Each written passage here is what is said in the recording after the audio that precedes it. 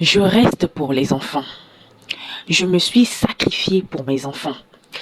Moi, ma vie, c'est mes enfants.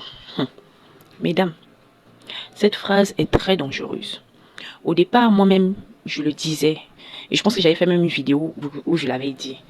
Mais je me suis rendu compte, à force de réflexion, que c'est très dangereux. Tant pour la mère que pour les enfants. Et surtout, les enfants payent les pots cassés en général. Pourquoi? Vous voyez une mère, une femme, elle est dans un foyer lugubre, dans un foyer toxique, dans un foyer tordu. On lui dit de partir, elle dit non. Moi, il ne part pas. Je reste pour mes enfants. Donc, elle accepte de supporter la merde pour ses enfants. Elle accepte de supporter tout. Il y a une autre aussi catégorie de femmes. Elle n'a pas vécu sa vie en tant que femme. Elle a oublié sa vie de femme. Je ne dis pas ici d'aller coucher avec garçon. Parce que quand on dit ça, il y a des gens, leur tête, c'est le sexe. Je ne parle pas de ça. Je parle de vivre en tant que femme, de prendre soin de soi en tant que femme, de prendre soin de son corps en tant que femme, de visiter, de bouger en tant que femme, d'atteindre peut-être certains objectifs, c'est d'avoir certaines compétences en tant que femme. Beaucoup de femmes n'ont pas pu le faire, ou d'autres même n'ont pas voulu le faire. Pourquoi? Mais parce qu'elles se disaient, je veux être mère, je veux me sacrifier pour mes enfants. C'est un danger, parce que de la même manière que c'est pas bien de tout laisser pour un homme, c'est comme ça, c'est pas bien de tout laisser pour les enfants. Oui, il faut équilibrer les choses. Je ne dis pas ici aux femmes de ne pas s'occuper de leurs enfants, non. Je dis ici aux femmes d'équilibrer les choses. Beaucoup de femmes ne vont pas payer habits, elles ne vont pas payer chaussures, elles ne vont pas payer tout ça. C'est pas parce qu'elles n'ont pas les moyens. Elles ont les moyens de le faire, mais elles préfèrent payer plus pour les enfants que pour elles. Donc elles se privent de beaucoup de choses pour les enfants. À vue d'œil, on trouve que c'est magnifique, que c'est beau. Mais dans le futur, ça va peser sur la tête des enfants. D'abord, la mère elle-même, elle ne vit pas, elle n'existe plus, elle n'existe que pour les enfants. Et quand ces enfants-là vont grandir, ils seront obligés de tout faire pour plaire à cette mère-là. Ils seront obligés de tout faire, tout accepter venant de cette mère. Bien qu'étant toxique, bien qu'elle soit tordue, ils seront obligés de tout faire. Et nous voyons ça dans le cas des belles-mères et des belles-filles.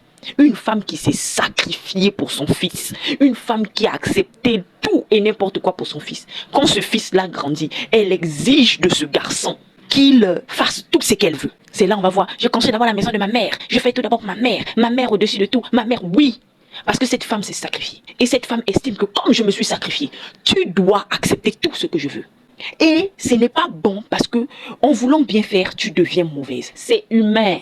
Ce que je dis là, c'est humain. C'est pas comme moi, je ne vais pas faire ça. Non, c'est humain. Là où tu as mis toute ton énergie, tu veux avoir un retour. Tu veux avoir un retour. Imaginez juste un seul instant. Je m'adresse à toutes les femmes ici qui ont des enfants.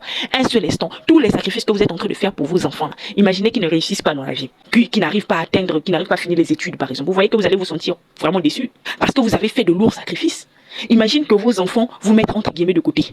C'est-à-dire, voilà, il a fini de se marier et tout. Il est tranquille là-bas, au loin là-bas avec sa femme. Il t'appelle de temps en temps. Ou des fois même, il t'appelle presque pas. Tu vois que tu seras beaucoup blessé. Et c'est ce même sentiment-là que beaucoup de femmes ont quand elles ont tout sacrifié pour l'homme. C'est ce même sentiment-là lorsque l'homme ne les gère plus. Lorsque l'homme décide de prendre une autre femme. Lorsque l'homme décide de... C'est ce même sentiment-là que les mères ont. Mesdames, vivez. C'est bien de vivre pour ses enfants. Mais c'est mieux de vivre pour soi. De la même manière que l'homme ne doit pas être le centre de ta vie, c'est de la même manière que les enfants ne doivent pas être le centre de ta vie. Voilà pourquoi il ne faut pas faire beaucoup d'enfants. C'est-à-dire, si tu fais beaucoup d'enfants, tu seras obligé de t'épuiser pour ces enfants-là. Et si ces enfants n'ont pas un retour par reconnaissance, tu vas mal vivre ça. Voilà pourquoi, mesdames, vivez. Tu as payé habits pour ton enfant, paye aussi habits pour toi. Tu as payé chaussures pour ton garçon, paye aussi chaussures pour toi. Tu amènes ton enfant au glacier, mais de temps en temps, tu te lèves, toi aussi, tu vas prendre de l'air. Tu t'occupes des cheveux de ta fille, mais quand tu as fini, va te faire un joli tissage.